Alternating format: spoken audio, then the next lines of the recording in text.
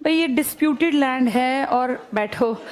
जब हमारी लड़ाई हुई थी ना 1947 में, तो एक संस्था थी, अभी भी है, यूएनओ। यूएनओ ने कहा, यूएनओ ने एक शब्द इस्तेमाल किया, सीज फायर। सीज फायर समझते हो? जहां हो वहीं पे रुक जाओ, और जहां हो वहीं पे रुक जाओ। तो ये उस टाइम तक अंदर आ चुके थे यहां तक। तो जब उसने सीज फायर कहा ना, तब तक हमारी फौज एक्शन नहीं ले पाई थी, हम काम नहीं कर पाए थे। हरि सिंह जी के चक्कर में हमारी ये प्रॉपर्टी चली गई। पर जब सीज फायर का ऑर्डर हो गया तो जहां है वहीं तक आप रहेंगे, आप आगे नहीं बढ़ेंगे। तब फिर हम इससे आगे बढ़ ही नहीं पाए, और इसीलिए इस लाइन को ही फिर हमने क्या नाम दे दिया? अब ये डिस्प्यूटेड एरिया है, पाकिस्तान का कहना है कि उसका है, हमारा कहना है हिस्सा हमारा था। इसने गलत तरीके से मिसयूज किया पावर का, और क्योंकि हरि सिंह जी उस टाइम पे कंफर्म नहीं थे कि इंडिया बनना है कि नहीं बनना, इसने उस टाइम पे उन पे अटैक करके, और अब हरि सिंह जी तो है नहीं जिंदा जो कहेंगे भाई मैं किसकी तरफ हूं, लेकिन 1956 से पहले ये कंफर्म था कि हरि सिंह जी की अपनी इच्छा थी। हमने तो नहीं कहा ना कि इंडिया आ जाओ, उन्होंने अपने आप कहा था कि मैं विलय पत्र पर सिग्नेचर करूंगा एक्सेशन पर, और मैं अपना ये हिस्सा इंडिया का पार्ट बनवाना चाहता हूं।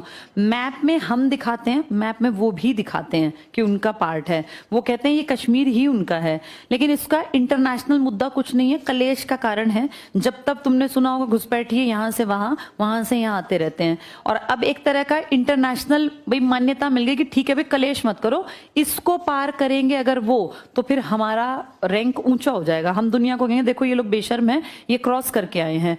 हम उधर जाएंगे तो फिर हमें नीचे देखना पड़ेगा, क्योंकि वो ये बात कहेंगे कि देखो ये क्रॉस करके आए हैं। जब कारगिल का युद्ध हुआ था तो पूरी दुनिया ने ये माना था कि गलती किसकी है? पाकिस्तान की, क्योंकि वो एलओसी क्रॉस करके आए थे, हम नहीं गए थे। तो कारगिल की वॉर में हम पॉजिटिव साइड में थे, भाई कोई हमारे घर घुसेगा तो हम मारेंगे ना उसको।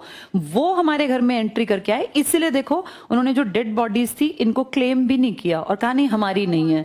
अगर वो ये कहते कि हाँ हम लड़ने गए थे तो यूएनओ उनको कहता ना वे क्यों घुसे दूसरे की प्रॉपर्टी में। तो इसलिए ये एलओसी अब एक ऐसा एरिया है जिसपे डिस्प्यूट उस तरफ पे हम कहते हैं हमारा, लेकिन अगर हम ये कहना बंद कर देंगे हमारा, तो फिर वो कहेंगे कि ये तो हमारा ही है, फिर वो अगली नजर अगले पे रखेंगे।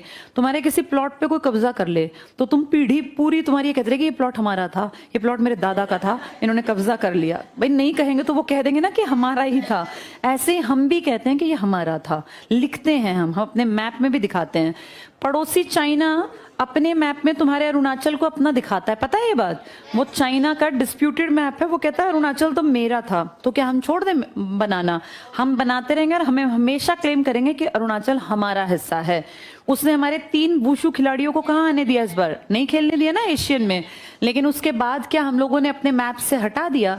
हमने ये मैप एज इट इज बना रखा, और इसी को हम कहते हैं अरुणाचल प्रदेश।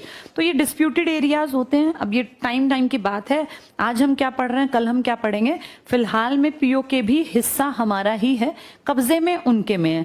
वो डिस्प्यूटेड एरिया है, लेकिन एलओसी को अब दोनों देशों ने मान लिया कि भाई हम उससे आगे नहीं बढ़ेंगे, वो उससे, वो बढ़ेंगे तो हम मारेंगे, लेकिन हम भी नहीं क्रॉस कर सकते। हम ये नहीं कह सकते कि पीओके हमारा है तो हम क्रॉस करेंगे। पीछे आपने सुना हो मोदी जी ये बात कह रहे थे कि हम जो है कश्मीर भी ले लेंगे इनसे। हाँ, फिर लोगों ने कहा ये तो होगा नहीं, पर अब कुछ नहीं कह सकते। मैं ये भी पढ़ाती थी 370 नहीं हटेगी, लेकिन हट गया ना 370। कुछ नहीं पता है। हाँ, कब्जा उनका है, ये एक फैक्ट है बेटा, कब्जा उन्हीं का है, उन्हीं का मानना पड़ेगा। आप ये नहीं कह सकते कि मेरी प्रॉपर्टी है मैं जाके लड़ूंगा, कल क्या हो नहीं पता। अभी मैं यही पढ़ाऊंगी कि फिलहाल में कब्जा उन्हीं का माना जाएगा, हमारा नहीं माना जाएगा।